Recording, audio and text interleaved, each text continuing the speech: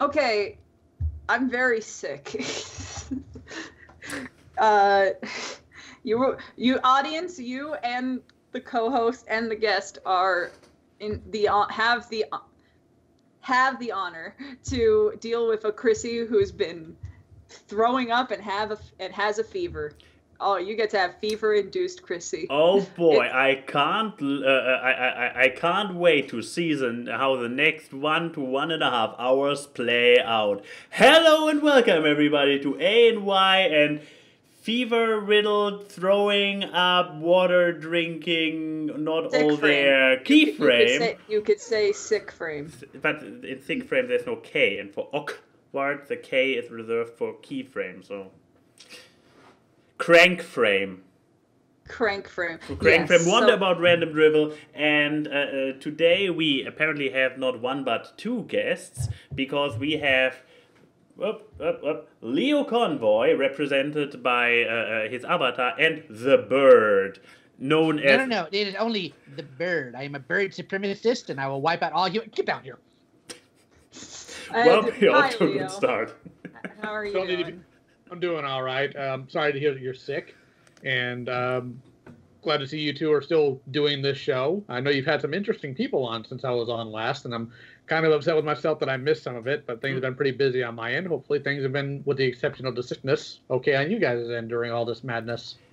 Well, it's just besides sickness, you get just the normal amount of madness that people have right now, so. And the benefit of being shut-ins who work digitally, so...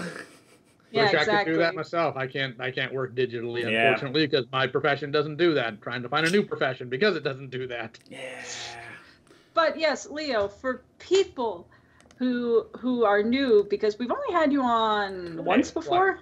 Twice. So this is the thrice. Yes. So people who haven't seen you the last two times, who are you, what do you do, and why should people care?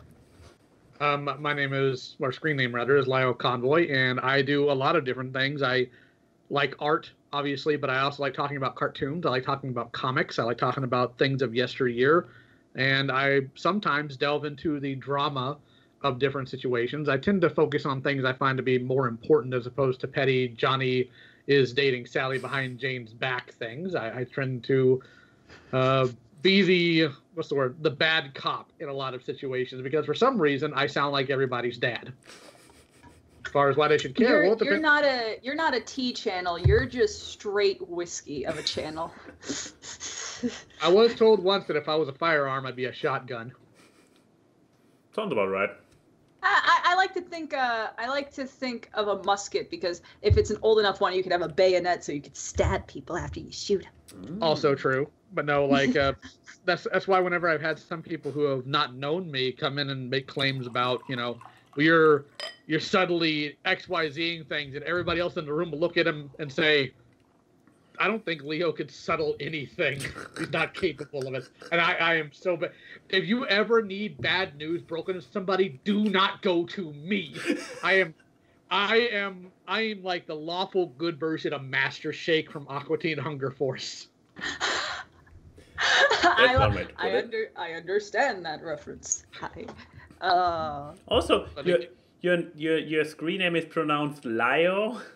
Yes, the reason it's pronounced Lio is because my screen name comes from, oddly enough, a Japanese Transformer cartoon from the 90s called Beast Wars II, and the name of the main leader of the Maximals, the descendants of the Autobots, was Lio Convoy, like Lion Convoy.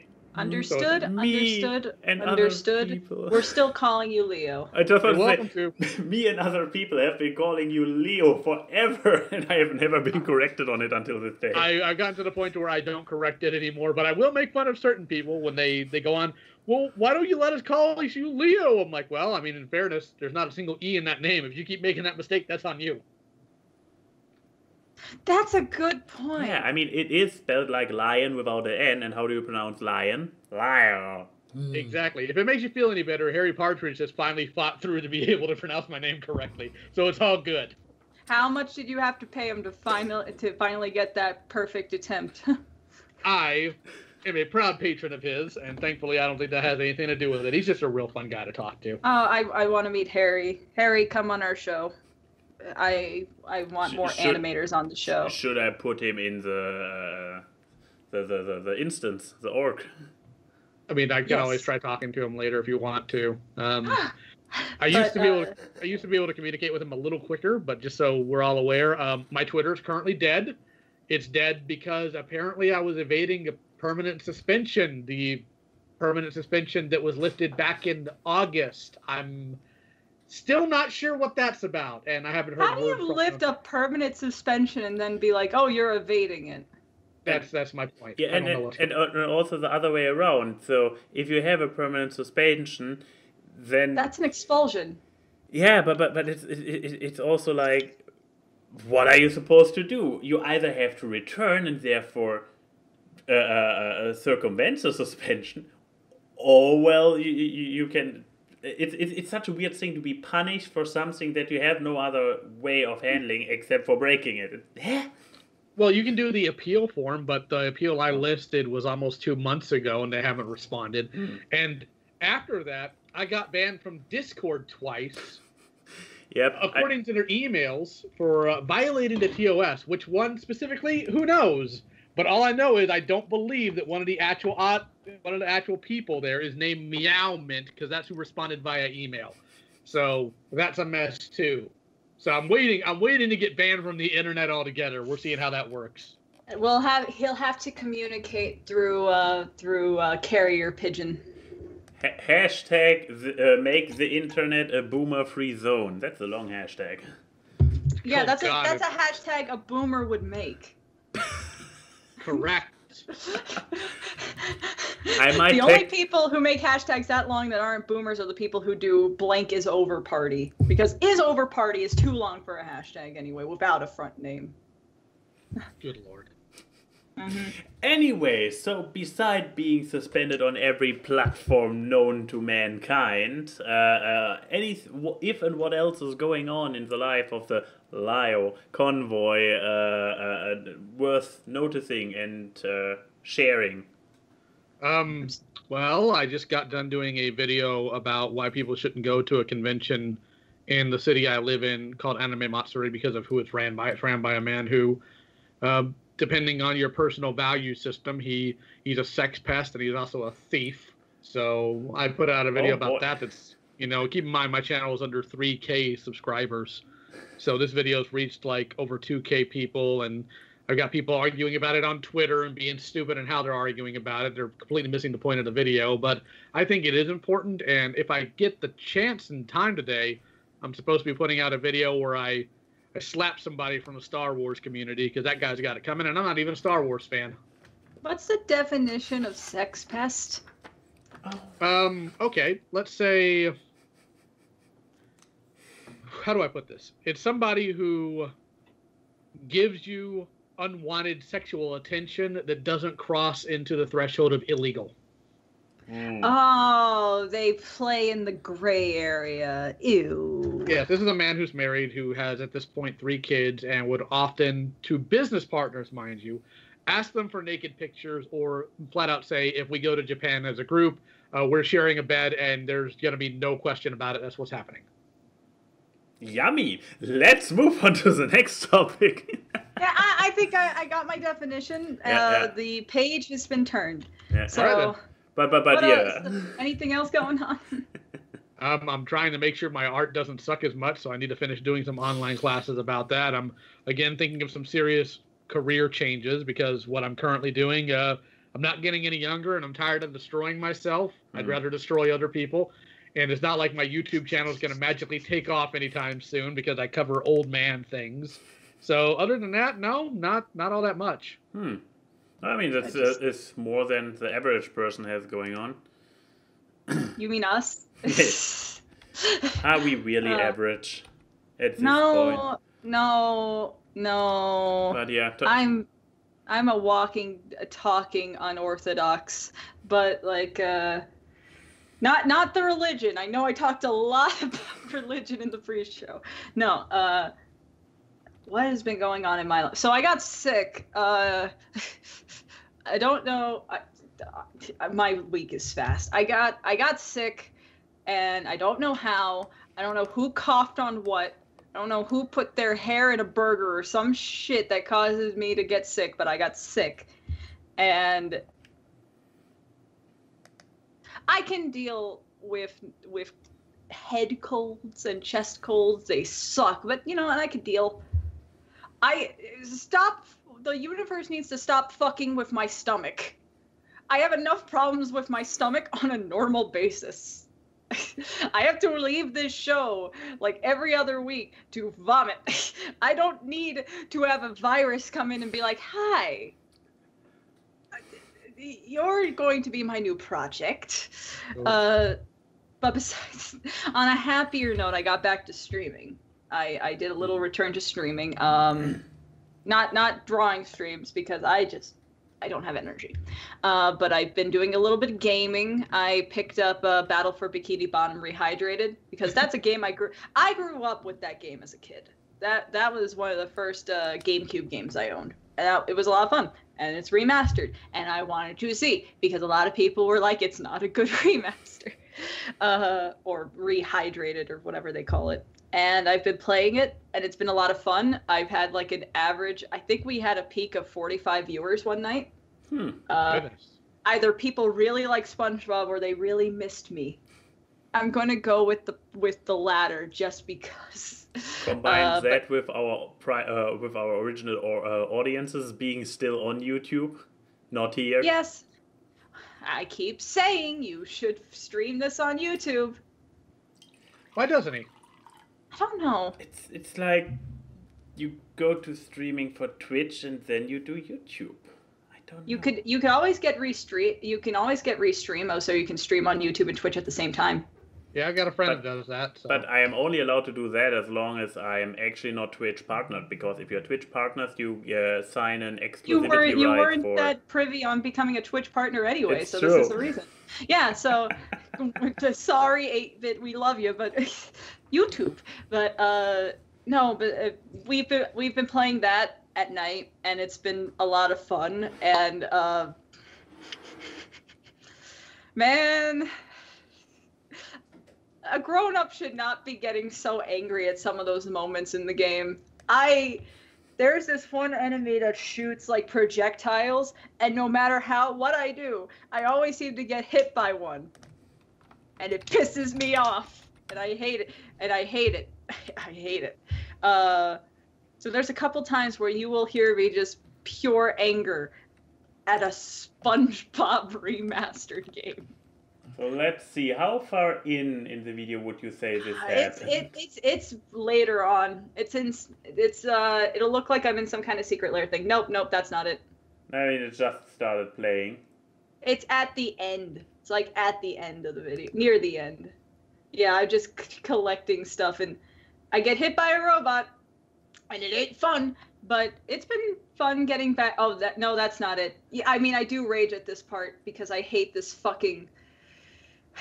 I die many times, but it's fun to stream again and have interaction with the audience and stuff. It's definitely a pick-me-up, which is what I mostly stream for, is I'm not in a good mood. Video games. Yeah. And and my life's been pretty much boring. I besides my usual things, watching stuff with Max on Mondays, and then I watch something that's going to be my media coming up. Ooh. And playing Pit People this morning, and I'm a greedy bitch in Pit People. Yeah, we had to fight off. What did we have to fight off for one stupid gold coin? The little techno dragon. Because if you're in the overworld of Pit People, there are coins you can collect, and I'm the one driving our wagon. And I go to collect the coins, and there was an enemy that was near this coin. I was like, maybe I could just gank it. I couldn't, and we lost our chance to get the buff Grim Reaper with sunglasses. With sunglasses. That Max so desperately wanted. I'm sure it'll still be there at some time, but potentially. But yeah, that was my that's my life. Yeah, I'm dying. That aren't we all? Aren't we all? No, I actually had a little bit of stuff happening this week. I mean, first of all, since Leo mentioned practicing the arts, I am currently stuck on this abomination, which is Sebastian from Stardew Valley, but as, if it will ever load, hello, as King of Gaming. no, as Hacker Man. Oh, Hacker Man. Oh, no, I'm moving stuff. Don't move stuff. No. Click the layer itself. There you go. There, Hackerman from Kung Fury. And yeah, I regret doing that because it's I don't have the only reference I have is a live action photo, and then the original character that I'm drawing is where is it even? Where is it even? Is it here? No, there he is. Maybe near the bottom. Is a tiny ass pixel graphic. You're learning.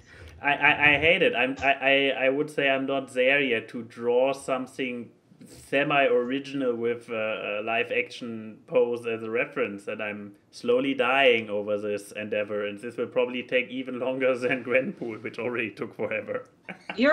I think you're being too hard on yourself. Yeah, you really are. But I'm also taking forever, which is a fact. I mean, probably because I'm perfectionist and hard on the outcome, but still. When was the last time you worked on it? This morning. Okay. Because there is sometimes where you have the problem of time investment. Yeah, because you're a normal person. Yeah, but I also I tried to do the glove part, and the thing on top. I mean, the power glove is an ugly monstrosity to begin with, but I also don't get the perspective right. It was bad. What? So bad. Sorry. Yeah, but I mean, you're learning. Reference. There's nothing wrong with ambition. Yeah, but yeah, besides that, I actually had an event and multiple events going on this week that all accumulate in or are all part of one ongoing storyline, so everybody stay posted. So, long-time followers of this show might have heard me mentioning Yuri's flat every now and then. Or if you're someone that's known him for 6 years, every single time we visit and Yuri's name comes up. I mean, what's older, this show or me wanting this flat? You wanting this flat. Really? It's older than the AWKWARDCast. Oh boy. I think it happened around the same time, but I'm gonna say older for the sake of comedy. I mean, I got this flat, which I like. It's a great flat, and then sometimes later Yuri got a new flat, and I helped him move in, and I was like, wow, this flat is like mine, except better in every aspect, and I was jokingly like, hey, if you ever move out, dips on the flat. A year later, hey, I'm moving out. Dips on the flat. Oh, wait, my life completely changed. I need to stay here. Oh, okay. Hey, no, actually, I believe the first time where he was ready to move out and had his cancellation papers ready was actually when he met his now wife, or got together with his now wife. And it was like, oh no, life changed, and I will stay in the flat because I will not move out to the land, to the countryside when I have a girlfriend here in the city. I'm like, yeah, sure, I would not put my own selfish needs over your happiness. Sure, keep living there, but if you ever move out, dips on the flat. Fast forward. Fast forward. He kept bringing it up occasionally. Then he was like, oh, me and my wife want to move out because this flat is getting too small. We are founding a family. We want to buy a house. And we found our dream house.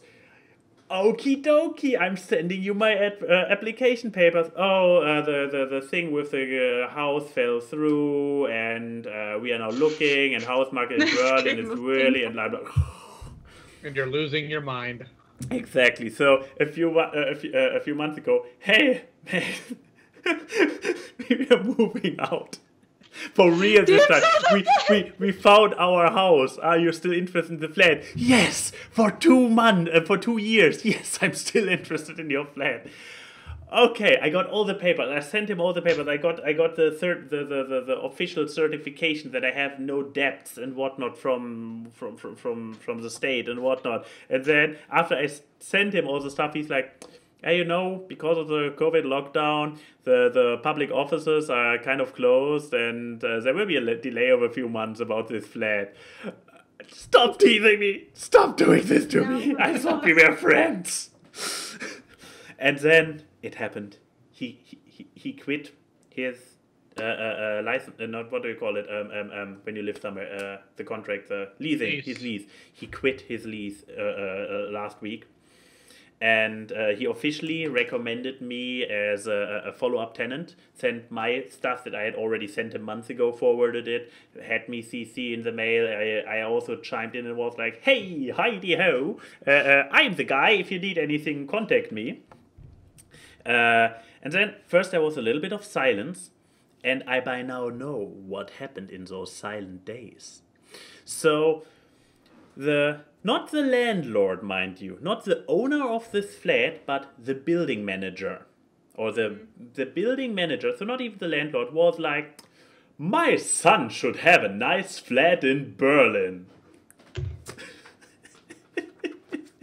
So he ringed up Yuri and was like, I want to come and inspect this flat you just cancelled. I don't care that you have work on this day. I am coming by anyway. So Yuri was like, sure, come by, whatever. I will be there, I will let you in, but I cannot prepare the flat. It will be in this completely disastrous state it's currently in because they're already practically living in their new house. So their old flat is basically a dump and storage unit for stuff they have not moved out yet. And so, first of all, this not landlord was like, oh, this is all not looking very great. Yeah, I told you I have work today. I couldn't prepare anything. And then his son was basically like, sup, what a dump. Like, completely unenthusiastic. And So because Yuri had this place to look like a dump, you still have a chance this place? No. I believe they were underwhelmed anyway. So the not landlord was like, didn't this flat have one more room? You are the manager of this flat. Yeah, Tell me if there was another room that I magically made disappear. But yeah, so the end of the story was that the manager was the son was completely anyways, and the landlord was obviously this flat was not good enough for his son. So the next day, I suddenly got an email reply with forms to fill out. It was just an application form, so I have not signed a contract or anything. But yeah, overall things are looking very good under that aspect, especially since Yuri mentioned that this manager is pretty lazy. So I'm counting on the laziness of the manager to be like, I have one application here, or I could go through the circus of inviting dozens of people to watch it, and then I have to read many applications. I stick with this guy. This is what I'm counting for. Fingers crossed. However, there was also this thing like, hey Denim, there is this flat that I want to move into. Should you maybe see it before we move there? So maybe not just being like, hey, I'm moving our place of living. I hope this fits for you. So before we signed any contract, we arranged with Yuri to inspect the flat yesterday. So we also got to see this dumpster. It currently is really not a good shape. They have just randomly squeezed stuff in one room. The kitchen is a little bit nasty at the moment, but they clean all of that up. And but we inspected it, and I dare to say that Denim approves, at least for the kitchen counter, because currently our flat doesn't have a proper counter for working on. But yeah, so now we are waiting for the management to come back and send us potential the actual contract. Not try to get one over us money-wise, because they shouldn't be. In Berlin, there's currently a break on rent, Mietenbremse. Basically, rents are by law forbidden to go up for a certain period because we have a living space crisis, and flat owners have abused this to cash in. Yeah, the renting raise. Yeah, and the lawmaker came in and put a stop to that. So he theoretically should not be allowed to increase the rent between Yuri and me, but we will see. And if he keeps his attempts to get one over me reasonable, I will still take it because it's still a good flat for a reasonable price. And fingers are crossed, or thumbs are pressed, as the Germans say and do. But yeah, that was a big event from yesterday, and I guess we are good to move on to media, unless somebody else has something to share. Nope. I don't want to share what just happened. I mean, you gave a little bit of a disclaimer at the beginning of the show, so I guess we have a good idea. It was just something that it didn't... My life is a sitcom, and I'm the comedic relief. I don't know who the main character is. I don't know. But look at the bright side. What's the bright side of that? Batman! You're right. I discovered that the guy who plays Commissioner Gordon on Harley Quinn is actually the main character of Happy.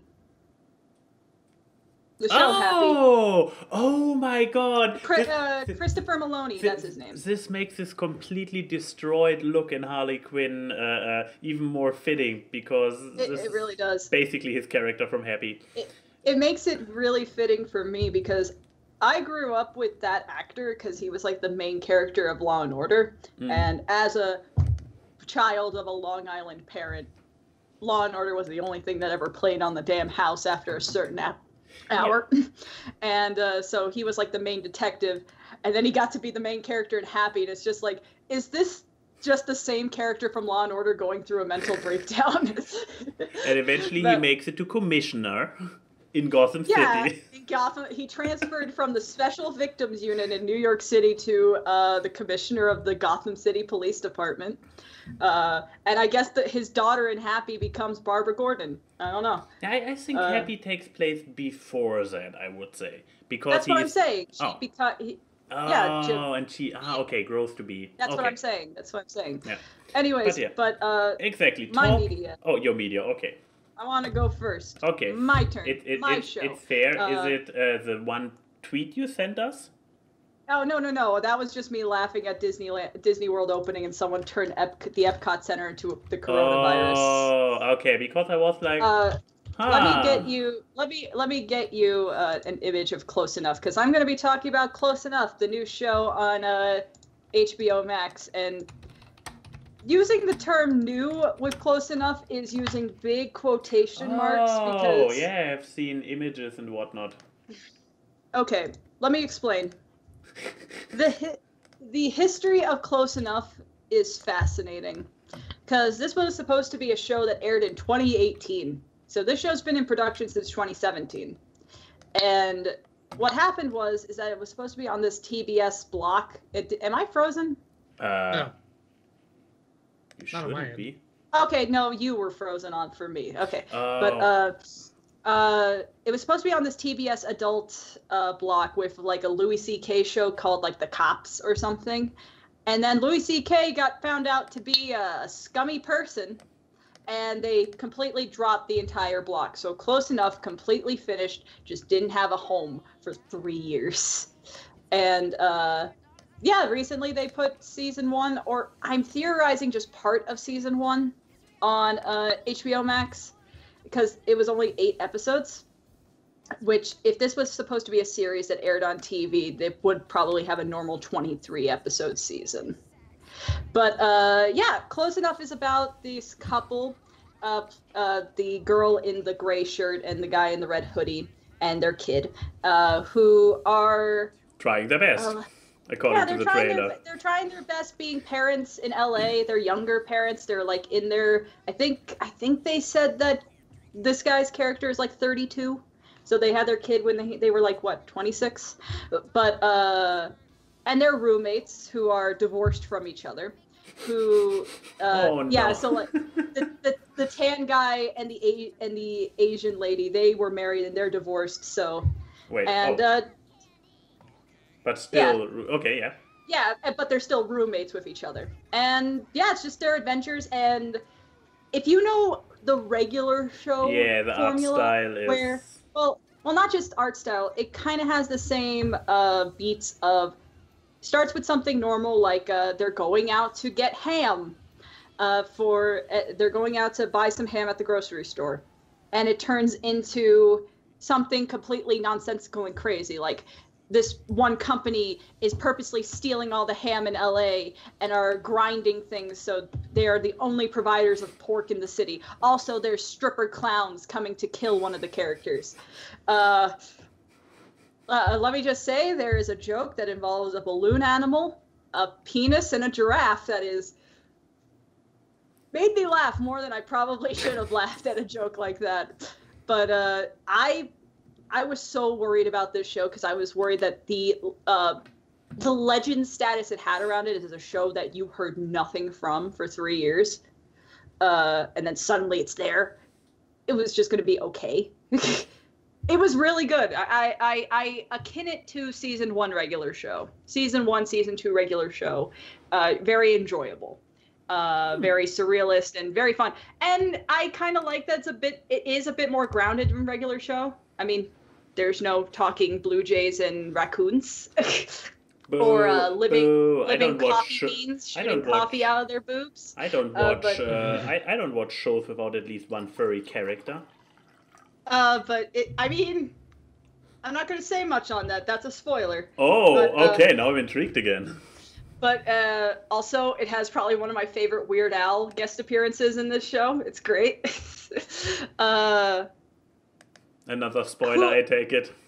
It's another spoiler, because it's in, like, one of the...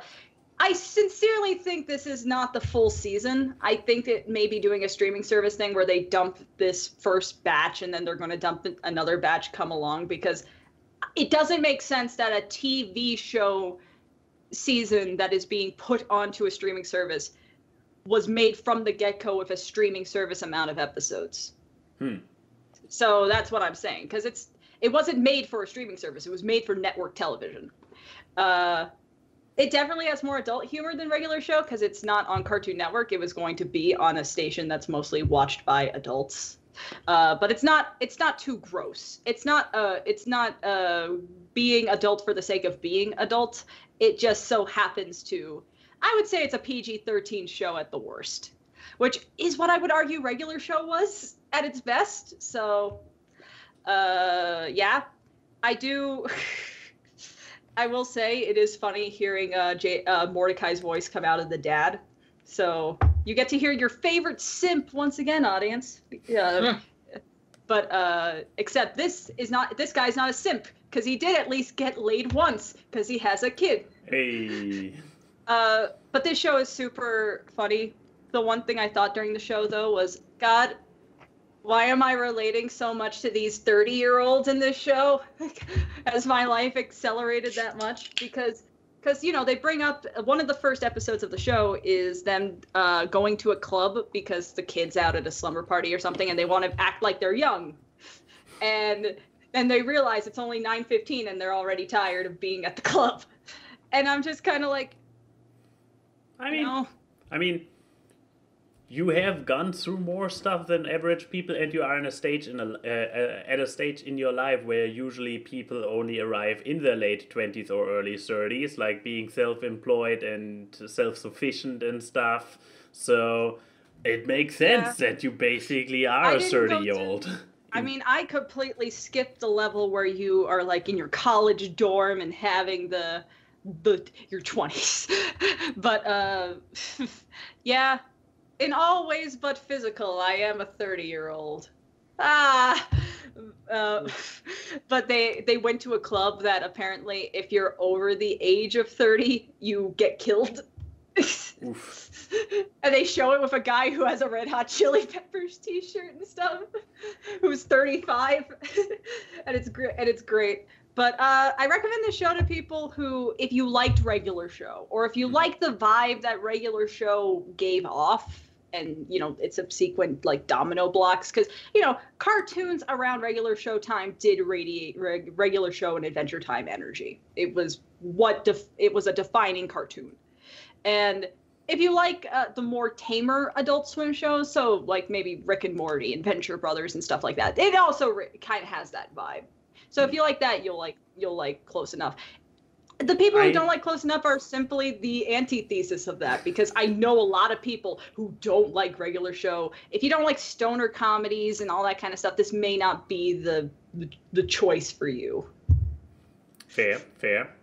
I mean, I would say I'm not too much into stoner comedies, but I was intrigued by most of what you said to this point. Yeah, I mean, stoner comedies are just the other thing I can equate it to. It's not like they don't smoke weed all the time. There's not like a million bongs in their house and stuff. It's not a Cheech and Chong, Harold and Kumar thing.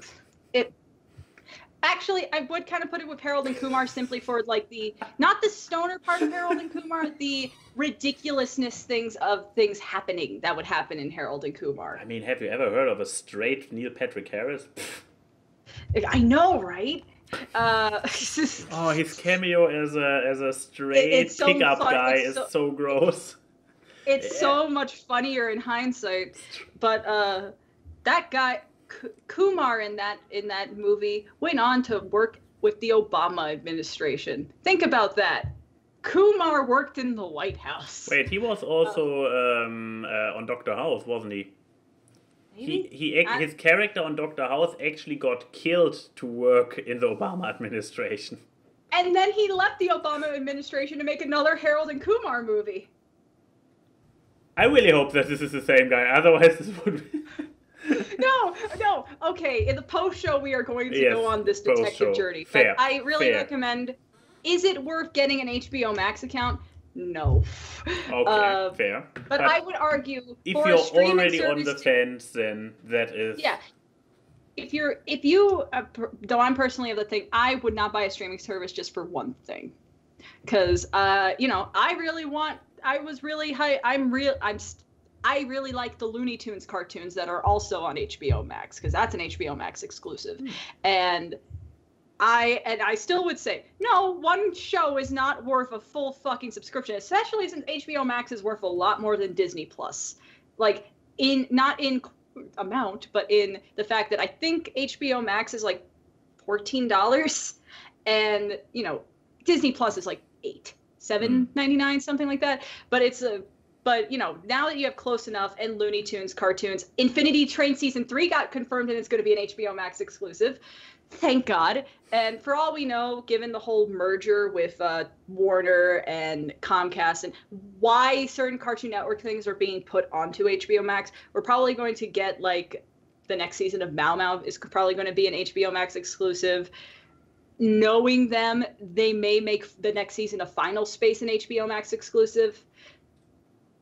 Get a free trial. I just want to say, is HBO Max available in Germany? Yeah, get a free trial if it's available. And the worst part is they don't work with Roku, like the smart TVs. They're not associated with the smart TVs because you have to pay a licensing fee. So they don't just have a smart TV app for HBO Max, so you have to watch it on your computer. Cool, but get the free trial so you can watch Close Enough. And meanwhile, also watch the Looney Tunes cartoons, watch Infinity Train, just watch everything.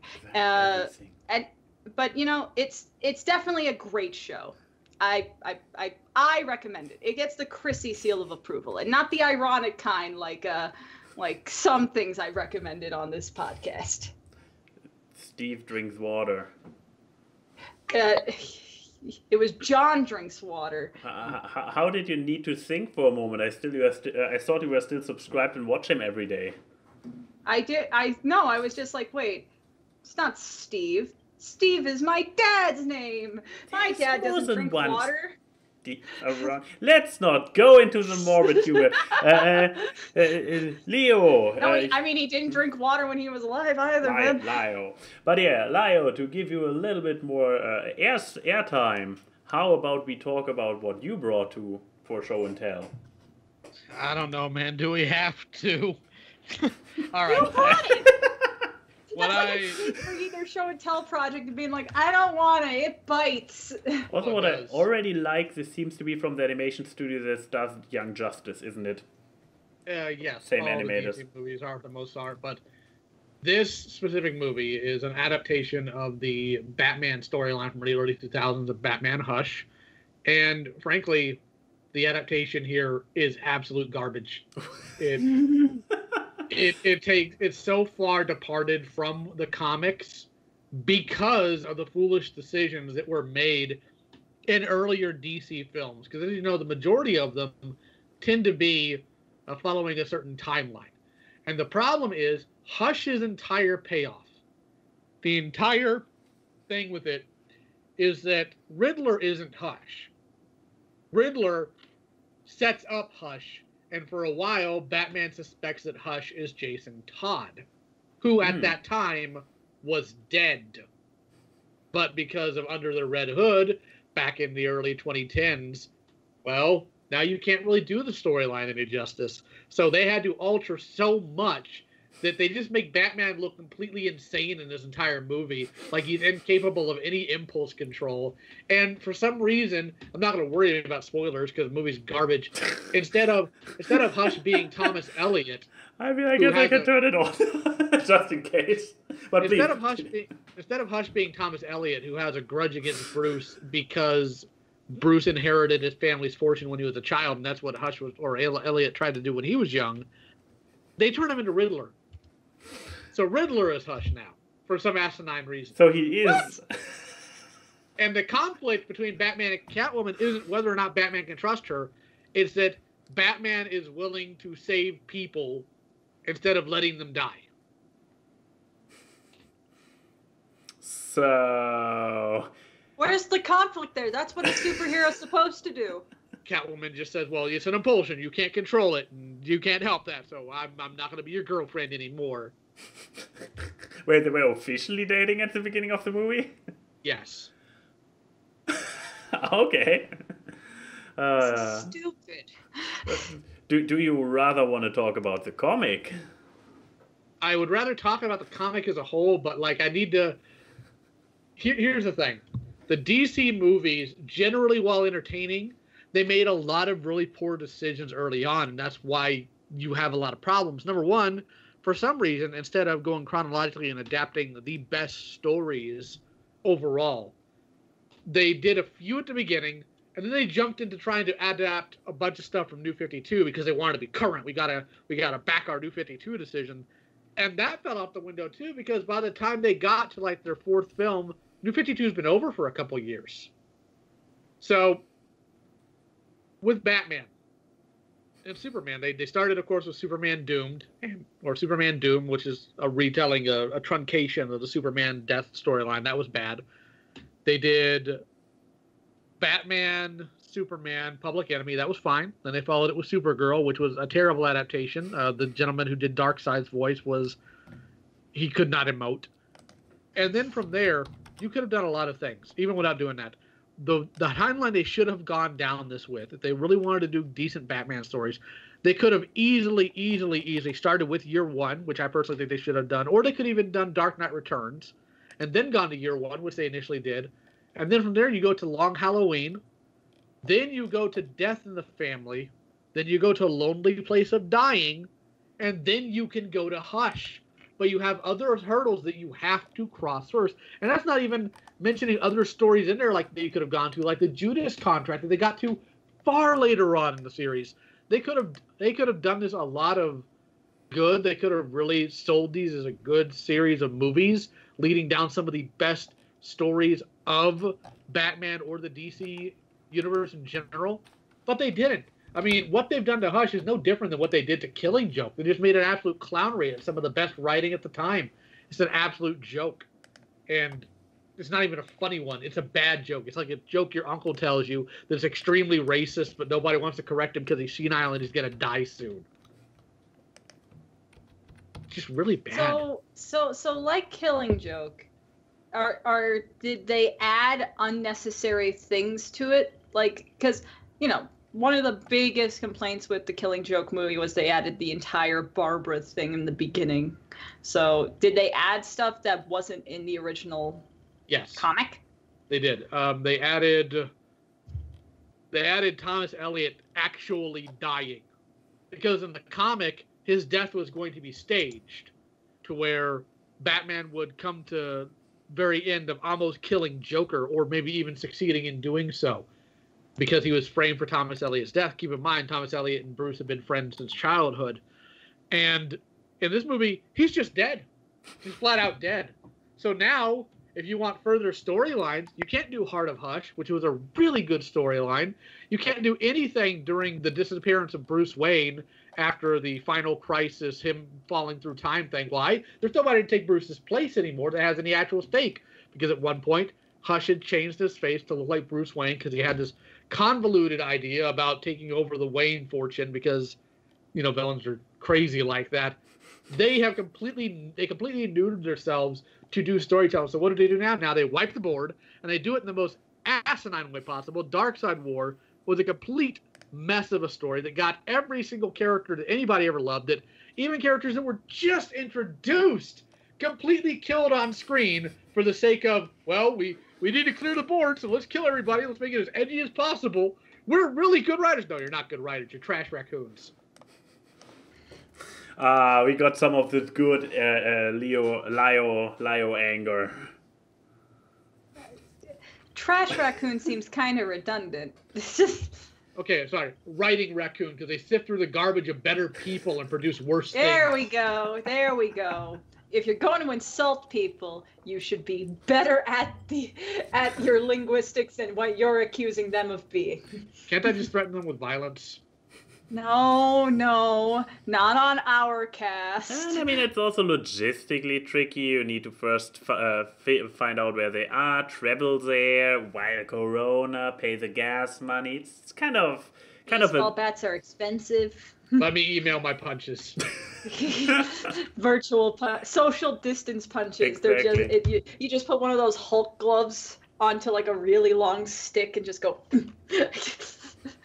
But yeah, they've completely dicked up everything now. So now they're trying to go back to the board and trying to do reintroductions of heroes again, and that can be good, but I just don't trust them to do it well anymore, because they botched up so much because they wanted to jump to all this other random stuff, and that's not even the other stories that they dicked up, like the Court of Owls, the issues with Damian Wayne. There's so many really good DC stories that they could have adapted and have not touched for whatever reason. Like Hush, that came out more than 15 years ago, and they just now adapted it. But the Court of Owls storyline was like 10 years ago, and they did that several years ago. I don't know why, but they felt the need to just jump all over the timeline instead of just staying linear and knowing if they go down this line, there will be whatever storyline that's decent that you want, you will eventually get. And that's not even going into how badly they botched things on the Green Lantern end.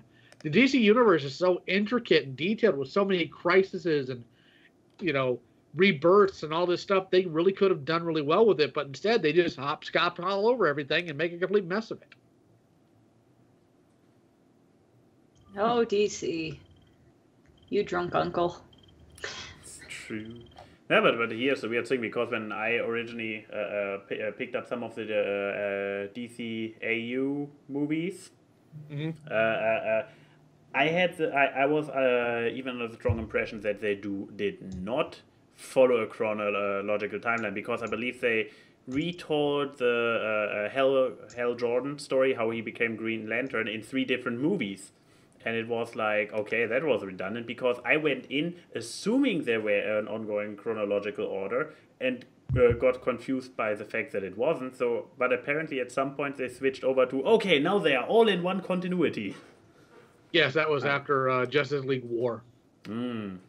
Yeah, I believe they really only popped up on my radar thanks to Attack on Arkham.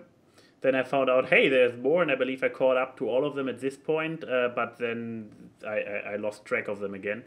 But yeah, I take it that Batman Hush is a very strong recommendation from you? Totally. It is a strong recommendation. If you want a perfect film that shows what not to do with an adaptation, you can go with Batman Hush. Okay, that's a great recommendation. Who do you think would not like watching this movie, except for yourself? Anybody who has any dignity or any understanding of how comics are done and how much work goes into it, just to see your work completely butchered by hacks. Do you think somebody who is not familiar with the source material could still enjoy it? Or specifically such a person could enjoy it? I honestly think they'd come away from it thinking that's the dumbest thing I've ever seen. This is asinine, and why is Batman even doing this? As the people he values the most don't trust him or care about him. I'm so afraid that I will watch it at some point and like it. What is it gonna? Are we gonna have to bring Leo back, and it's gonna be like when me and Cinema Snob just roasted you for like 20 minutes about the Grinch? Something like that. This trauma is just sitting deep. When you bring it up, it's like. I mean, usually there's a little bit of balance between who gets roasted on this show, but this was the first time. That was the first time Brad was on the show. It was great. Oh, and I got so taken apart. And he remembered when we brought him back. He was like, "Oh yeah, you were the one that liked the Grinch." And anyways. Yeah. Okay. Anyway, so trying to construct a perfect segue here. So from a DC movie that cannot be recommended, I was very tempted. I was torn between two things to talk about for my media today, and one of them would have been a DC animated show that I would have recommended, and probably will talk about at a later point in time when we are a little bit further along, because we haven't caught up to it yet. Season 1, and I believe they're already in season 2, aren't they?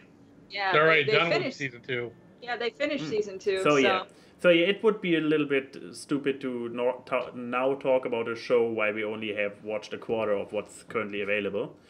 Instead, let's talk about a show that's ongoing in today's day, where shows get that dumped season-wise on Netflix and co. It's so fascinating to actually have a show that comes out week by week, and you need to wait for the next one. Anyway, Central Park, am I right?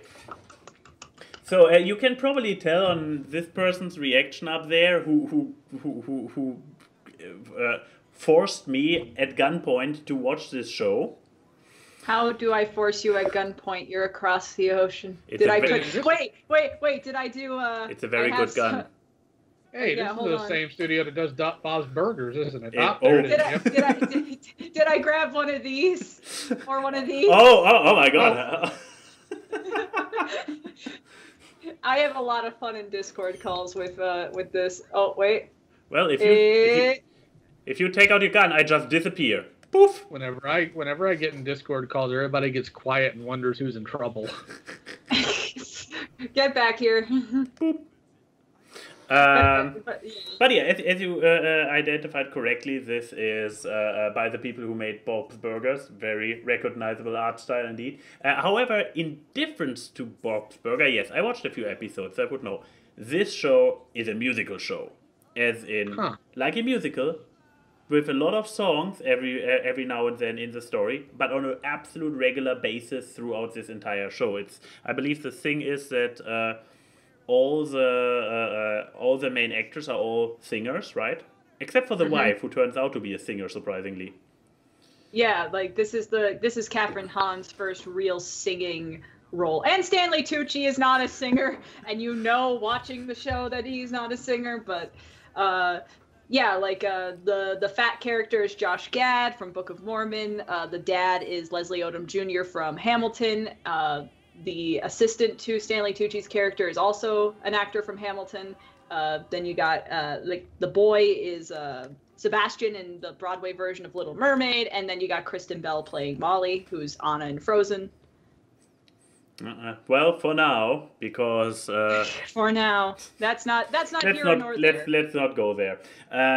But yeah, so what is this show? The show follows this family of those four here, and what's the dad's name again? Owen. Owen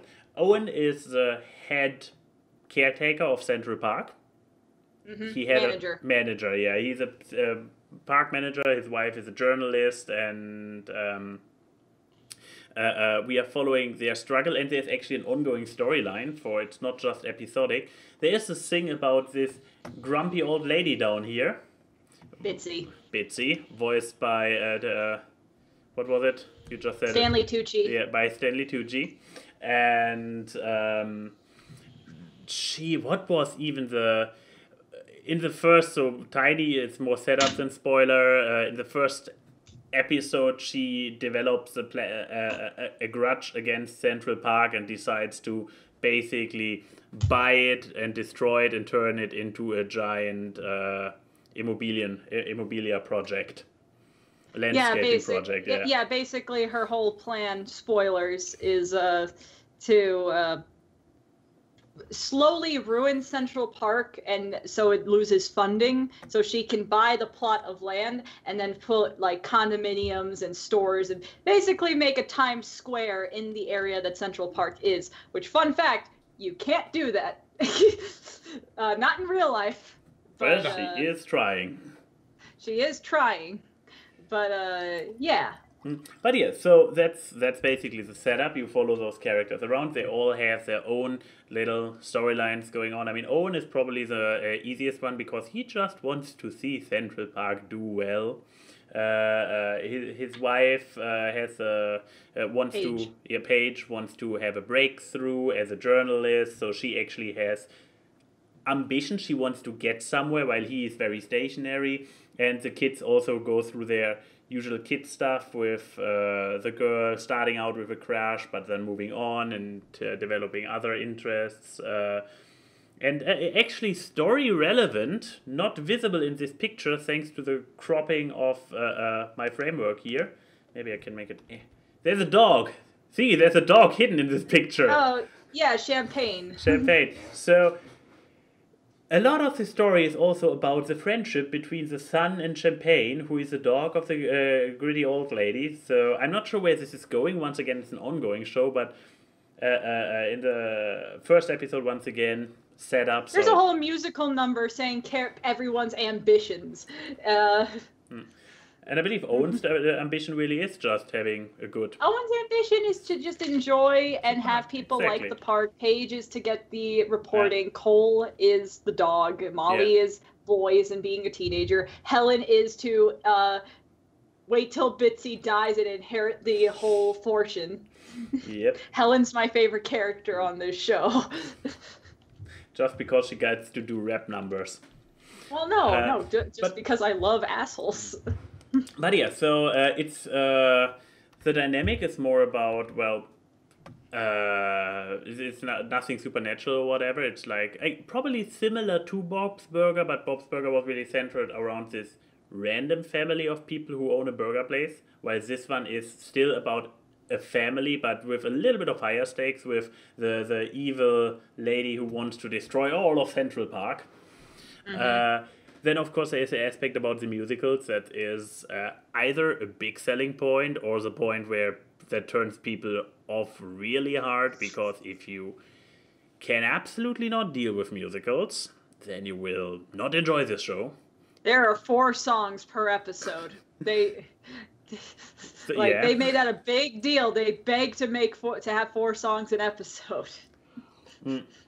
The other way around, if you are intrigued by hearing, whoa, there is a musical TV show with guaranteed 4 songs per episode by either highly talented singers, like professionals, or for more entertaining aspects, like the singers who are meant to be more comic relief when they start singing, then this is a very good selling point. This might be a promising aspect for you to check it out. I personally do like my musicals, so this counted for me on the positive end of the scale. If you are meh about musicals, I would still say I haven't watched enough of Bob's Burger to make a fair comparison. Would you say the humor is on Bob's? It's pretty similar humor, kind of like especially the parts where there's a moment in the first episode where Owen's like, okay, to his like assistant, where he's like, You need to handle the flowers, and you know how you all alone, you, and the guy's mumbling like no,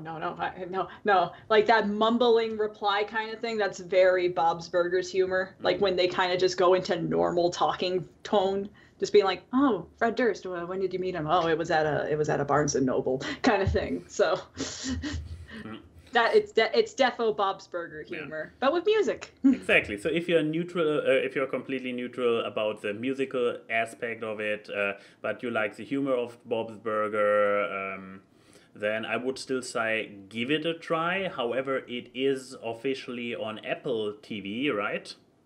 Apple TV Plus, that's the streaming. Apparently this show had like a massive bidding war when Fox auctioned it off. Like it was a fight between Apple, Hulu, and Netflix, and Apple made the highest bid. Wow. To me, the biggest flaw with this show is that it's on Apple TV Plus. But because there's only one streaming service that has less users than Apple TV Plus, and that's Quibi. And Quibi doesn't count as a streaming service. Quibi's a food delivery service that does videos. But let us just say the determined will be able to watch it. I trust in your determination and creativity, dear viewers. What's your let me ask while I pull up Discord for questions. What's your favorite, like, have you pinned a favorite character and song from the show yet? I have not rewatched it like certain other people in this call, I assume, over and over, especially the songs. I listen to the songs a lot. I'm sorry. Especially the episode where Andrew Reynolds, who's the other guy from Book of Mormon, came back. I listened to that Too Close song with the kid with the dead pig way too much. But yeah, I recall liking songs, but I have only seen every episode once, so I could not recall any songs. Favorite character, I might go for the far too easy answer. What do I so? It has a lot of great characters. I mean, we have Burb over here, the Birdie, who is actually the narrator, and he breaks the fourth wall, and he is omniscient. Omnipresent. Omnipresent and omniscient, basically about everything that goes up on. But he's also friends with the characters, so that's a funny thing to do. But yeah, of course, the evil guys are as fun as always, and. Yeah, I guess that's my answer to your question. And I guess we will now have questions to be answered by the bird. Great segue. So, do we have any Twitter questions? We do have. I mean, I have one that is oh God, what am I doing? Ooh. Oh boy. You have been replaced by my desktop background. Yes, I have a picture. Been replaced with furry feet. I know. I mean, nobody should be surprised that I have artwork of myself as my desktop background. I'm not surprised. Nobody is, I guess. So anyways, yes, one thing I have on this on Twitter already is from Manga Jack, who is probably just referring to you, Leo, and is just saying... Tell him thanks. So, you're welcome, Manga Jag. Yeah, I'm not sure if you recall a specific incident where you did good in his. Would you like me to tell you? I'm not sure if it is. Are we allowed to know? I mean, it's not hidden information. It's a little bit drama related, but it's not hidden information. I mean, Gabriel is a friend of ours, so if you can condense it. I will, but real quick, Manga Jag, my old Discord's dead now, and of course, as you figured out, so is my Twitter. If you want into the Senate, contact Stalin from Lay Shadow Council. I'm sure you'll find them floating around for an invite, because I do need to talk to you. But no, somebody started a GoFundMe for Manga Jag years ago when Manga Jag was having a real hard time in his life, and instead of doing the noble thing and passing that money on to Manga Jag, that person. So I got that information out. I got that information into a video about the individual. I passed that information around so people know to avoid this person. And this person was also supposed to do an art trade with Manga Jag and never followed through on that either. So I commissioned Patchwork to do that end of it, and I sent Manga Jag some money as well, just because getting screwed over like that's just not cool, and I'll do what I can to help somebody. As an FYI, Leo, if you want to get in contact with him, he is in my Discord with Miles, Manga Jack, and Parenthesis. Oh, that's right. Yeah. Then again, I'm not sure how often he's online. Well, I mean, it's still a way to contact. Yes. Either way, to that person, I know you're probably not watching, but fuck you. Fuck you for taking advantage of someone in their time of need and taking GoFundMe money. You know how fucking hard it is to need a GoFundMe in the first place in this age of the internet where no one trusts fucking anyone? Yeah, fuck you. That person came screaming out of ANY server months ago, so don't worry too much about them. Yeah, but still, I'm more than happy that when someone fucks with someone like that to just say, yeah, I don't like you. Anyways, Discord questions. That got me a little angry. I'm sorry. If you'll check the chat, you'll see who it was about. Oh yeah, but okay. Anyways, so let's see. Here we are. So, this is a great question. A question for the ages. For Furious Quarantine, asking, what trends do you like the most? Dabbing, flossing, bottle flips, or fidget spinners? What is bottle flips? Bottle flips is essentially you take a water bottle and you flip it, and if it lands properly on the bottom. So, imagine this is like a water bottle, and I flipped it, and it just... I won't lie. Videos about that are fucking satisfying. That's like a Dude Perfect kind of thing. So I guess I know what your pick is. No, it's not. Mine is unironically fidget spinners because I use a fidget spinner. I have terrible anxiety and problems with my hands. So actually, I have one on my table over here. At least I thought I did. Oh yeah, there it is. It's a BabsCon one. They gave it to all the staff. I wonder why. But no. Whee! I actually do use fidget spinners because I want to get a fidget cube, but anything these do have a calming purpose, especially with people who don't know what to do with their hands. These are actually also good for people who are quitting smoking, because one of the things about smoking that people have like a compulsion to is that you have something in your hand. So if you take what's supposed to be in your cigarette hand with a fidget spinner, it actually does help. So I think this is my favorite simply for the fact it has a reason to exist. Sorry to get real on y'all, but so I think Leo is currently muted, so it's your turn. Oh, it's my turn. Okay. Well, he's muted, so. Yeah, fair. Bottle flips, I remember card flips. Like you have a stack of cards at the side of a table and you try to grab it out of the air, but this is more like a trick and not something to do, like as as a trendy thing, which reminded me the bottle flip off. So it would be just as a pastime to flip a bottle, but I don't see it as a bigger thing. So that would not be my one. Fidget spinners, I have only known them as the meme and not as a useful functional item. So I have not really gotten a lot out of them either. Dabbing and flossing, I mean... You paid money for a dabbing related thing. It probably needs to be dabbing simply for that one here, because I literally paid money for it, while flossing never was for me like a thing that I usually only did it for shits and giggles. I mean, this is kind of how the dabbing started, and then I made it a recurring thing in You've Achievement injured people Hunters. with dabbing, so yeah, it's true. So while theoretically doing it ironic, I dare to say that I have adapted the dab far too much. So it's probably my personal winner.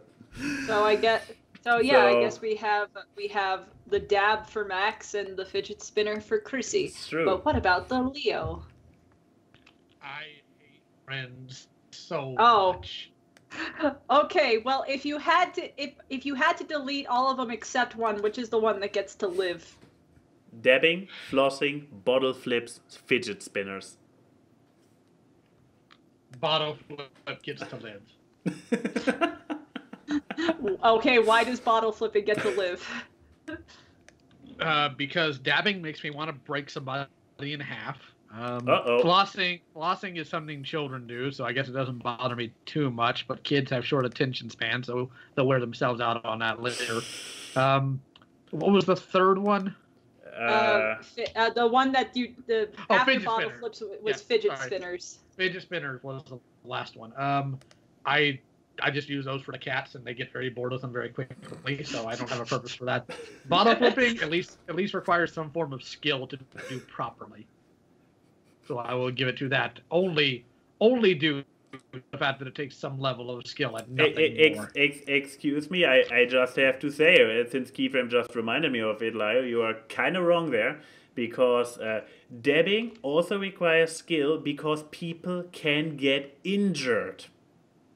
If we told Leo get about the injured story. I might or might not have injured that one over there with dabbing. Okay, yeah, let me explain the story to you, Leo. So I was over there visiting, so we have the whole setup where I'm sitting next to him, and it was like, what kung fu move would you create, or battle move you would create, some question like that, and he was like, I would make, like, dab foo, or something like that, and he goes to dab, and his other arm clocks me right in the fucking schnoz, and I'm like, oh, and I think it was like after the show ended, I went into the bathroom and I was like, that's blood. and I've never seen Max have like that snap of his entertainer kind of like to, oh no. Well, anyways, I have another Twitter question. But I get to make fun of you. This is balanced. It's anyways, true. But yeah, so I have one more on Twitter. Steady, as always, J-Rock sends his questions on the Twitters. Mm-hmm. 4-3, it probably has been a while since I asked a would you rather question. But would you rather have unlimited international first class tickets, I assume flying, or, I am not sure, is it flying? You can also have first class tickets for trains and shit. So yeah, let's assume. Well, okay, if it's international first class, I don't think there's an international train, Max. What about the one between Britain and France? Anyways, it goes underwater. That's kind of international. Anyways, unlimited international first class tickets, or never have to pay for food at restaurants. I have a feeling which will be the winner. Really, you need to think about this. Okay, interesting. I need to think, look, I like food, but I also like flying. Leo, what about you? Yeah, what about you? I gotta think. Okay, mine's real simple. I'd choose the food option, and here's why. The average person spends more at a restaurant every year than they ever would on a plane ticket. So whatever money you would save by ordering from these restaurants and having it delivered or going there and doing that for every single meal, you could more than make up for, within a year, whatever you would need for your flying. It's a very practical approach. Fair. My answer also would have been the food, because even in my times where I flew more back and forth between the US, I mean, first class, yes, it's nice, and the financial gap between economy and first class on planes is insane. It's really like, economy is for normal humans to pay, and business class basically only exists for companies for whom an expense of a few $1,000 simply doesn't matter. Because yeah, but I especially in every restaurant, there are so expensive restaurants. Just being able to experience, because it basically comes down to the same. Both of them are luxury. If you go to luxurious restaurants or use first class tickets, both is a luxury, and being really able to go to all the best restaurants and whatnot, clear winner for me. I see what you're getting at here. The other thing, though, is you have a lot of money and I do not. So I'm just saying you're able to drop the money on plane tickets that you can drop. That for me, that's investments. So I'm picking the planes. Also, because here's my argument here. Restaurant food is so much worse for you health-wise than cooking your own damn food. Depends on what you eat. It's what I want to say. If you go to the really good restaurants. Look, here's my thing though. I like cooking my own food. The fact that I would still have to pay for a restaurant just is further incentive for me to cook my own food. Because when the apocalypse happens, I know how to cook shit. But also, I don't know. I would rather here because my other thing is just if I get unlimited first class tickets, that also just means I never have to pay for a flight, and I travel for work all the time, and I travel to see this doofus, when the world is not on fire like 4 times a year. So it's like I would rather to have all that for free, because Lord knows, knowing I don't have to drop $800 sometimes on a plane ticket is a fucking weight off my budgeting shoulders. And I mean, let's be honest, first class on flights is like... It's so nice. Also, especially long ones. Yeah, here's the other thing. I'm a businesswoman. If I get all my fucking... If I get all my meals for free at restaurants, I wouldn't be able to take them off my taxes as a business expense. Hey. Literally, though, that is the smart. I have taken off like a good $600 off my taxes from just meal expenses. It is, it's all like record your receipts if you do any business. Record your flights. Make sure you book the hotel room. Keep your receipts for meals. You'll take off a lot in your taxes, because the IRS ain't giving you shit. You're giving them shit. But, yeah. It's a Discord question. Exactly, it's all Discord now. Also, you got compliments on your shirt. Haha, thank you. This is because of Lauren. She went to go see it on Broadway in December before the world was on fire. Where's my pro shot of that? Let's see. Oh, you would need to go into Discord and pull this up. You mean this? Yes, thank you. Hazard Macaroni asks. Which one is it? Hazard Macaroni sounds more like Odie than Wolfhead. It's Odie. Odie. Odie gave himself a really obvious one this time around, which is why I haven't picked him yet. But it's Rorschach Rorschach. It's test time. Thank you. Test time. What do you see? Okay, I know what I see, so I don't want to influence people. Let the guest go first. What I see is that I'm not locked in here with you. You're locked in here with me. And all joking aside, what I actually see are 2 prawns fighting. Oh shit! I took really? that, Yeah, like bitch slapping. Yeah, prawns. I'm thinking of something very Freudian. So How? In this one? How? I see something else now. But still. It is okay, not something Freudian. What do you see? You cannot avoid talking about the Freudian, but no, I see actually a frontal portrait of a Protoss. Oh yeah. It kind of looks like Phoenix. Yeah. Getting ready to do his little shield capacitor. Yeah, they have the not mouth thing, and then the big head, the big floppy head, and here's the torso, and there's some foggy scenery behind him. Okay, now Key. Oh yeah. So I see 2 guys docking. Do you know what docking is? Apparently, Lio knows. I'm well aware of what docking is, and I'd rather never bring it up ever again in my life. Okay, well, I have to explain it to the naive one down there. Okay, so docking is the act of when 2 men who like each other very much take their penises and go, You know, they dock. They touch tips. And if you have foreskin in one of them, you can. Okay, but, maybe yeah. let's not go too much into the details, but Hey, that's why I made a gesture. But no, yeah. So like the middle part is the dock, and then the one part there is the hand, and it's them reeling back, and they're like, "Ooh." okay, next question. I'm glad we don't have a psychologist here to actually who's certified in these things, being like, why do you see this? Real quick, was it somebody said years ago? It's like, I like the movie Watchmen, but why does that? I really hate the fact that Rorschach guy has a picture of my parents fighting on his face. Oh, so many levels. Oh, that's great. Okay.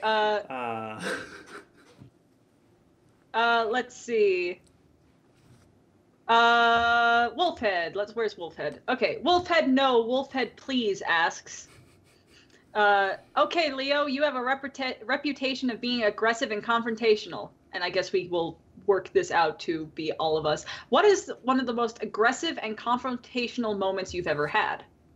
Unfortunately, I'm gonna have to defer to what Odie says immediately after that. Dude, you do not want to know. Oh. Well, let's defer it to our goofy guest. I would be shocked to know when Max actually had to be aggressive, because you're not an aggressive person. Oh, really?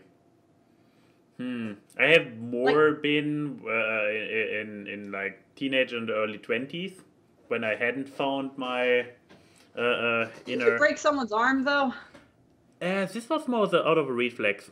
This was it was in high school. Somebody tried to kick me, and I was just like, "Oh, there's a leg coming at me." Floop!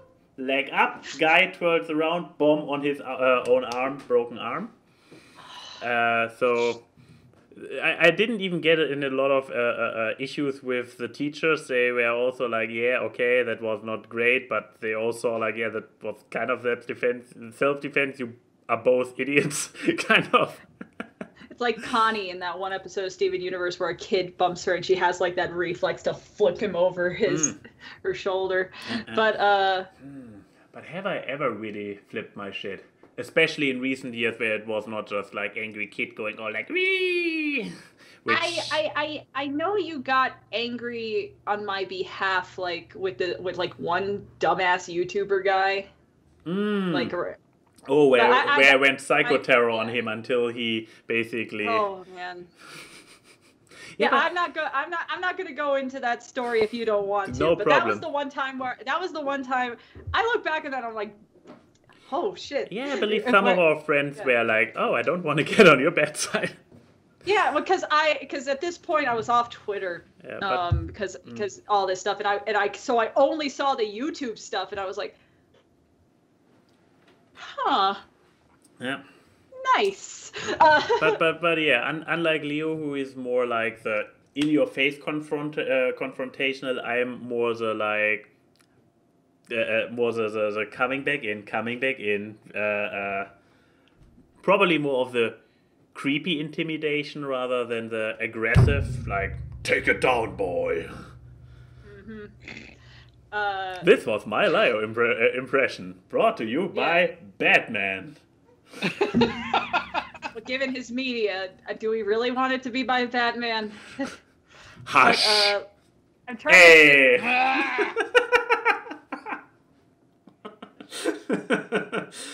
Yeah, most aggressive moment, Keyframe. What about you? It's gonna be really soon. Is it involving me and a knife? It is. Do you still have the kitchen knife at hand? No, I have plenty of. I don't let people go through my camera roll for certain reasons, and one of them is that there's way too many pictures of knives with Max's name written on them in marker that I have sent him on WhatsApp over the years, and I don't delete any of them. But God, I'm trying to think. I'm not a very aggressive person. I'm not a doormat, so I wouldn't say I'm not non-confrontational. I just kind of don't care. I have had moments with my family where people have heard what I've said to them, and they're kind of like, oh, okay. I've had people get scared hearing angry me, which is a very rare form of me, but it's not pleasant. Let me tell you, you don't want me yelling at you. And not like fun yelling like I do on this show. Like, serious, I'm pissed off at you. I have done that to Max. Where Max has seen me genuinely angry at him once, and it was for a portable charger. And it was EQLA. This is me making fun of myself here. And a person wanted to buy a cutout to give to Tara Strong to sign. And this was still really early in me vending stuff, so I'm not used to people buying stuff with the intent purpose of getting signatures. And I texted Max being like, hey, can you bring down the portable charger? My phone's about to die and I need it for the card reader. And he's like, sure, I'll be right down. An hour passes. And I was like, okay, Lauren, I'm going to go on my lunch break. Can you just, and I went to, it was someone's hotel room, and it was the guy, Max and Denim, and they were playing like a board game or something. And I walk in, and Max doesn't know that I'm angry, and he's like, oh, hey, how you doing? And I'm just like, I texted you an hour ago. And it was a momentary snap, and I was like, you're coming with me right now. And then 5 minutes later, I break down crying because all the anger wears off. That's the thing. I am someone who doesn't stay angry for long periods of time. And as soon as I'm done being angry, I am like, I am sorry I was angry. This is not good. What was this emotion? Body can't process, does not compute. But yeah, that I've had very angry moments, but it's very hard to pick the most confrontational and aggressive because I am not a punching person. I don't hurt people. I just snap, and then I snap right back. It's a fucking boom. I snapped off my nail again. But yeah, there's your answer. Do not mess with me. I will cry. That is my life. I think that scares people more because you have someone yelling at you and then suddenly they're breaking down crying. So it's like, should I be scared or be like, there, it's okay. So from Hazard Macaroni. What's the secret to a good image? A good hype man, woman, boomer? How would you hype up one of the people in the call? So is this two questions or one question leading into the other? Because the secret for a good image is, I can't tell you because I've said some terrible things on the internet. It is a matter of time before we get a cancel awkward hashtag on Twitter. But I don't know. I like this part about hyping up someone in the call. So what are your guys' secret to a good image? Mine is, well, being transparent. There's nothing I've said to anybody in private that I would not say in public. Mm-hmm. I keep things private when requested because that's what that individual wants. There's nothing I have said that I would not stand by. So integrity. Integrity, being trustworthy. In that. Yeah. That's the secret to being a good image. As far as hyping up other people, well, if you have that integrity and you just speak honestly, you shouldn't have to worry about that. Then again, you have the type of voice and personality I tend to. You just tell people what they're going to get, and you expect them to listen and adhere. So if I say, hey, Max is going to join me on XYZ thing, he's a decent guy, I don't expect that to be a suggestion to these people. I expect that to be understood. Mm.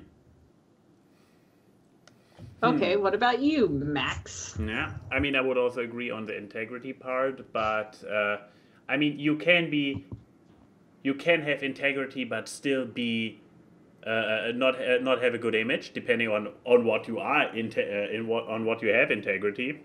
You can be like you could be a chauvinist and have a lot of integrity on being a chauvinistic. So that would not give you a great image. So I guess in combination to or in addition to integrity, you also probably should have values. So that you represent, like having good, healthy values from whatever you derive them. being it a religious background, being it something more like a categorical imperative or simple morals or whatever. Because yeah, then you have a good image to be integer about. Key. What they said, but you didn't answer. You didn't answer the thing. How would you be a hype man for someone in the call? How would I be a hype man for someone in the call? Hype Leo up. Hype him. Hype Leo up. Well there, are you looking for somebody to set your house straight? Are you in need of a person saying the things how they are? Then call. I don't know what the Americans saying. 1-800 LIO CONVOY. Okay, that's too long. We need to work on this. That's too many numbers. Lio Convo. Have a Lio Convo today. But I hear regret on his end. If we had subtitles, it would be audible regret. I guess the secret to a good image is those things, and also just, you know, not being an awful person. The end. How I would hype someone up? Well, I think I don't know. I'm not exactly a hype person besides hyping the person themselves, just being like, yeah, you're cool. Yeah. I mean, I am a personal cheerleader to people who keep being too hard on themselves, Max. Mr.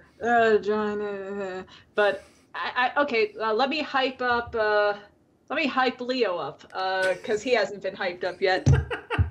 Hey! What? No, I haven't made him through audible regret yet. Fine, I'll hype both of you up. Jesus Christ. He's the guest. You can't hype up the guest. All right, fine. Hey guys, so this guy is pretty cool. I like him. You should like him too. I kill aliens and don't afraid of anything. Huh? Exactly. He don't behave yourself. There you go. That's my hyping. My energy is dripping. Let's get to these last few questions. Yes. Okay, from another one from Furious Quarantine. We had a lot of repeaters today. He's on fire. Yeah, he's furious. If you had to choose one artist throughout all of world history to do art for you, who would you have? Huh. And I'm going to add, what would you have painted? Because no one says that like, if you, of course, a lot of people would be like, oh, I would just get myself painted, but what would you be doing? You know? That mine is easy. I would get Drew Struzan to do something of me. Who is that, for context? Drew Struzan is the person who made all those iconic 80s movies posters, like Back to the Future and all that stuff. Which I would love to have. I would totally have a Drew Struzan poster of like me on top of a mountain with Lauren up next to me. We're both holding swords up. We're super lean, ripped bikini babes, and then you have all the boys down there just being like, yay. Totally. That would be my life. Or I would get them to draw me with Scooby-Doo and the gang. I don't know. There is something fascinating of being like, if I could get any artist in the world to do something for me, I would also want them to do something silly, because it's like, I could say I got Drew Struzan to draw Scooby-Doo. That would be the best thing for me to ever have in my repertoire of things that I've made people do. Leo, I need you for stalling. So what's your answer? Well, I've never thought about having a famous person paint me in any way, shape, or form, or paint for me. So I'm going to alter it a little bit here. Pray I do not alter it further. Hey! I would just like to talk to Jim Aparo, because that's a good choice. Who is he for plebs like me? He's one of the most prominent, well-known Batman artists, and he did a lot of work with other DC titles as well, like Brave and the Bold, Aquaman. And his art is one of the things that made me want to draw, because his style is so unique and detailed in different ways than other artists are. And one of the things about being a boomer, as the kids say, and never really thinking of myself, oddly enough, when it came to things, I never sat there and thought, I would like to meet this man before he dies. And he passed away back in 2005, so I'm never going to get that opportunity. Same with a lot of other people from like shows that I like. Like, as much as I love Thundercats, I'm never going to be able to meet most of the cast because they're already gone. So that I would just like to talk to them, find out, you know, how do I improve? How did you do this? Core things like that, and to tell him how much I loved his work and how much it inspired me. Yeah, maybe he'll draw a hand turkey for you. Good Lord. Okay, Maybe. Max. Stalling was sadly not successful. I could swear that I had, for example, seen some interesting like art pieces from artists that I already liked on for Affinity, or where I was like, hey, this is somebody who usually the commissions go for a few $100, because I am too much of a Philistine to actually know good artists to point at and be like, hey, like that. Let alone identify the person who drew it. So I have to go by what I have actually seen and discovered myself. But even there, I failed. Because there are some which are just so successful that they are financially out of my league, or at least from the point where I'm like, yeah, this is too You can't much. justify. I cannot justify it this with my kingdom. head to put hundreds of bucks in a piece which might completely be worth it, but I've seen you at the Fur Affinity art auction. I know your brain. Yeah, I know. I'm not Jeff Bezos. I don't have too much money and could just invest it in everything. Not that he does, but anyways. An artist to ask for something. I'm failing you completely. Do I have anything on my wall? I don't know. This is still such a visual. With the wall behind the wall. Yeah, I don't see the wall that you guys see. It's a green screen. I know. I'm just. I draw a complete blank. I know that it's a good question. Niel? I'm taking the Niel. I once again failed at an otherwise good question. So thanks, Furious, for the question. I think it would be cool if you got art done by Bruce Timm for you, the guy who made the Batman. Huh? Like Bruce Timm, Hey, somebody Bruce I know. Yeah, there you go. I think Bruce Timm would make a really epic piece for you. I would like that. But I have also Bruce Timm has this minimalistic style, which I love it for, especially animation. So I'm not sure, does he do actually epic pictures in his style, but with more detail, like as pictures and not just as... He has, Bruce Timm and Paul Dini have, which are two of the main people with Batman the Animated Series, have, a very impressive gallery of stuff. And keep in mind, a lot of comic books were drawn with that art style, too. Ooh, okay. So, just because a style is simplistic does not mean it can't make, beautiful pieces of art. True. Yeah. I mean, the thing is, when you see more of his, I'll put a little image in the Skype chat. He makes it kind of like this kind of cell lineless style, which really works. Bloop. Yeah, this is the cover for his book. Yeah, with more shading and stuff, it doesn't look so bad. No, does it? Oop. Oh, hello. Never looked bad in the first place. I know, right? What the hell is going up on there with Harley's bust? That is they're very pointy. Very pointy. I mean, it's know stylized. The art style is pointy, so... It's very cold outside, Max. Come on. Anyways. I think we're at our last question. Yes. You are aware that you have to pick the letter FMK, not the former. I know. I looked. Okay. I looked. From that cheeky snark boy. Even so, I have the feeling that the former FMK would be, at least everybody would agree on the killing. Yeah. But, anyway. Yes.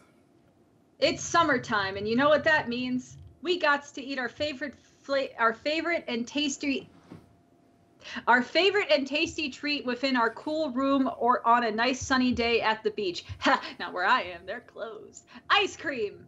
Fuck, marry, kill. Ice cream basic edition. So we're going basic Neapolitan, fellas. Chocolate, strawberry, and vanilla. Be sure to get 3 scoops, a nice crunchy cone, and any and all sprinkles are, of course, welcome, as well as Jimmy's. Jimmy's are not welcome in this house, and you know that. But, so, yeah. It's time to fuck, marry, kill ice cream, boys. Leo, I know you love this part of the show. Here's the problem with that, and I didn't want to say it in the chat because he already revised it once for me, and I didn't want to make it feel bad. I'm lactose intolerant. Okay, so it's a chocolate bar, the strawberry fruit, and a fucking vanilla bean for you. No, but I mean, it's also like you don't have to eat it. It's about what is the connotation of those flavors as ice cream. For the F, primarily, like, that's horrifying because it's a frozen treat, and I don't even want to think about that as a man. Don't take it so literally. I mean, for a woman, a frozen treat is also not very. All right, I'll do it from when I was able to eat it, from my favorite to my least favorite. How's that sound? That sounds there fine. We go. We'll take that answer. All right. I enjoy strawberry the most. So this would be Mary, I enjoy guess? chocolate the next, and vanilla the final. So vanilla is killed? Gets killed. Yes. Strawberry is Mary, I'm guessing? Yes. It's, and then chocolate is a fun. hard... It's fun. Chocolate is it's fun. The F stands for fun. You're going to the arcade with chocolate. So... okay, fine. Now it's Adult Swim. So Max, you go. Oh, I go. I like being the last one here because I like seeing what is my fucked over options. Okay. Then I will make it sure that I don't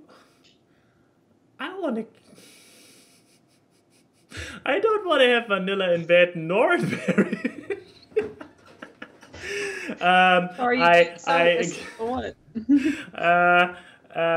Okay, so first of all, because I can, because this option is there, I kill the chocolate.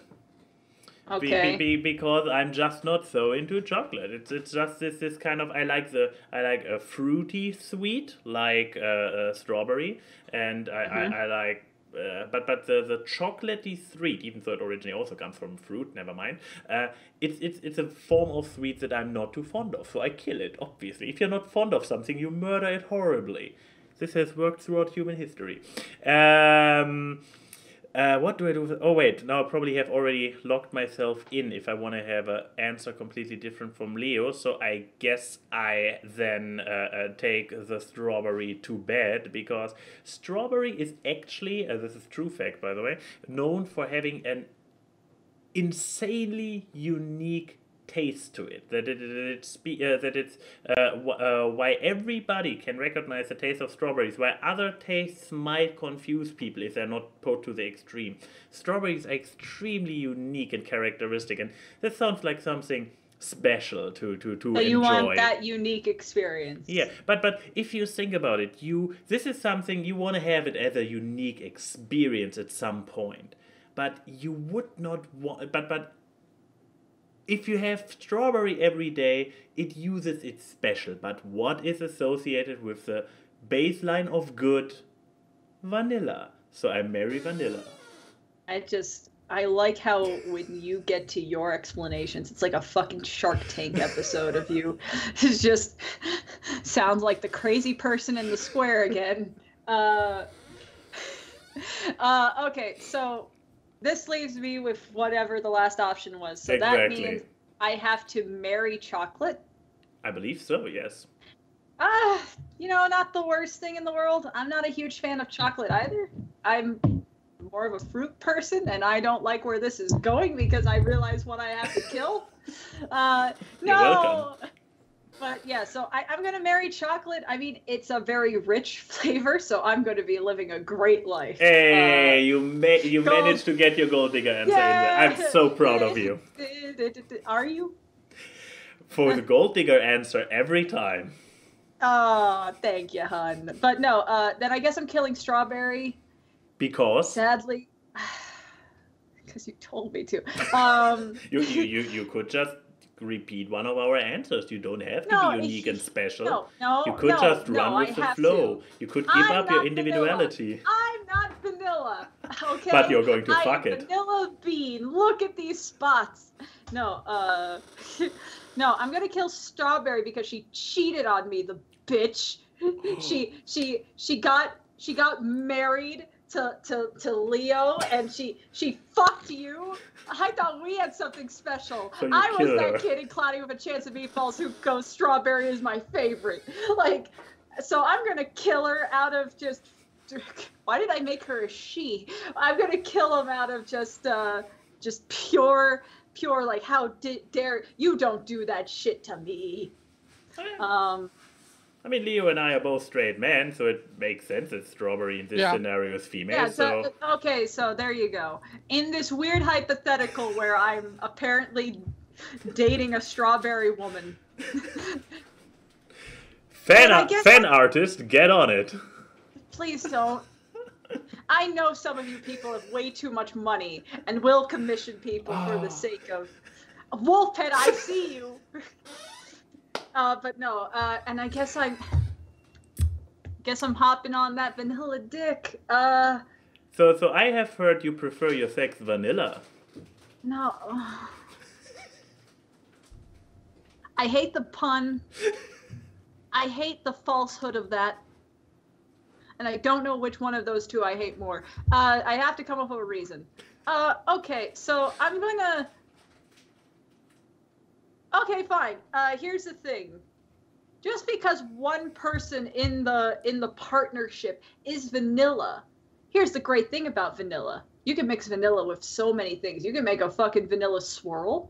You can, like, put stuff on it. You can make a goddamn sundae and put some toppings on it. Why does every single one of your descriptions sound like an innuendo? Because it is, baby! Shit. Aha! Oh, I love this show. But, Leo, especially with this last segment of the show, how do you feel right now? Same as I always do. Tired. Well, that was awkward. A and Y and Key say hi to the people in the chat. The memes are seen on this live stream as they talk about random crap. It's time for awkward guys. It's the awkward. Random guests and funny gags on the awkward guys. Artwork and analysis, which you do not